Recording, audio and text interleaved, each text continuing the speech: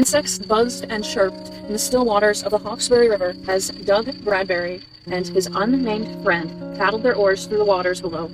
It was 1939, and with World War II around the corner, it may have been the last time the men fished in peace. This time, of course, they could not fish in peace. They paddled their little rowboat when suddenly, splashing cold water over the terrified couple, a large, dark figure rose from the lake. It had a long neck with a monstrous snake head and rose 20 feet above the water. Adrenaline coursing through their bodies, they immediately abandoned their fishing equipment and quickly rowed back to the nearby shore. Scrambling up the muddy banks, they turned back to get a better look at the monster. A thick eel tail hung in the water behind the giant's body, and two long flippers paddled through the muddy depths. Partially covered by lake water, the panicked men made a hasty retreat. They had just encountered the Hawkesbury River monster. Cryptozoologists such as Rex Gilroy are convinced it's a living plesiosaur. Is that even remotely believable? Plesiosaurs did not live in the seas around Australia throughout the Mesozoic. The remains of these long-necked aquatic reptiles were found in New South Wales, including the Hawkesbury River. It is suggested some of the prehistoric reptiles were trapped in the lake millions of years ago and somehow managed to survive undetected through the thousands of years of human habitation in the area. However, this is improbable. Despite the monstrous sightings that have reportedly occurred in the area, people have seen another animal that looks like a plesiosaur, perhaps an unknown species of marine mammal. Cryptozoologists Rex and Heather Gilroy discovered a 3,000-year-old Aboriginal rock carving in Brisbane waters in New South Wales of an animal of striking resemblance to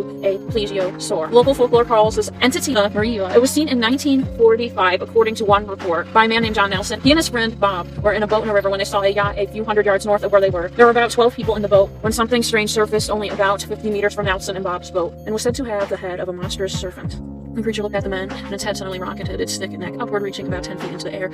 It had dark gray scales, but a yellowish underbelly. When the body of the grotesque creature surfaced, two large lumps were noticed floating 2 to 3 feet above the water and about 20 feet apart. The flaps were barely visible below the surface, but created considerable disturbance on the surface. A similar, but presumably larger disturbance was also seen behind the monster's body. Witnesses assumed it was caused by tail movements. John and Bob were able to observe the creature for about 5 minutes as it slowly looked around, apparently with no intention of harming them. Finally, Bob got nervous and advised that they move their boat to shore. However, this action ironically seemed to disturb the monster, which suddenly dove into the dark water, giving the men a brief glimpse of its 15-foot paddle-like tail before disappearing. John and Bob now saw the people from the yacht screaming in terror as they also saw the creature. The creature's head reappeared and moved towards the yacht. However, it disappeared under the surface of the water when it was about 50 feet away from the boat. After waiting a moment to see if the creature was really gone, this time John and Bob quickly paddled over to the yacht to speak to the crew about the creature they had seen. Some of them saw 4 fins beating under the surface, and all agreed that the monster was 40 to 50 feet long. The next notable sighting occurred in 1949. A young couple were on a romantic rowboat trip down the river when they spotted a cow on the shore. About 300 meters away, it was drinking from a stream flowing into the river, but as they looked, they also noticed the head of a 3-foot-long reptile emerging from the water. It quickly emerged from the water. Its head was